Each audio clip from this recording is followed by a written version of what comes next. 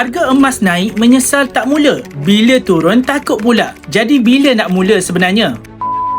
Ramai orang silap faham tentang simpan emas. Mereka fikir kena tunggu harga murah baru untung. Hakikatnya emas bukan alat cepat kaya tapi alat lindung kekayaan dan penyimpan nilai. Kalau kita asyik tengok harga naik turun, emosi kita akan rosak. Naik kita rasa mahal, turun kita takut rugi. Orang yang berjaya simpan emas, mereka fokus kepada berat, bukan harga. Hari ni 1 gram, bulan depan 5 gram, tahun depan 100 gram. Sebab bila krisis ekonomi berlaku, nilai duit boleh jatuh, tapi emas tetap emas. Target sebenar bukan harga murah, tapi target 1 kilogram emas dalam simpanan. Bagi tuan-puan hari ni yang masih kisah berkenaan dengan harga emas, saya bagi cara yang mudah. Pertama, buat simpanan secara konsisten, tak kisah harga hari ini. Kedua, guna konsep auto debit. Contoh, setkan RM100 atau RM200 setiap bulan. Ketiga, fokus kepada pertambahan gram. Harga tinggi kita tambah dan harga rendah lagilah kita tambah simpanan emas. Sebab orang yang belum faham ilmu emas, dia sibuk sangat dengan harga emas tinggi rendah. Sebab dia takut beli emas harga mahal. Bagi tuan-puan yang nak mula simpan emas dengan cara yang betul, tanpa stres tengok harga setiap hari, boleh rujuk pin video di profile ataupun boleh isi beg biru sekarang.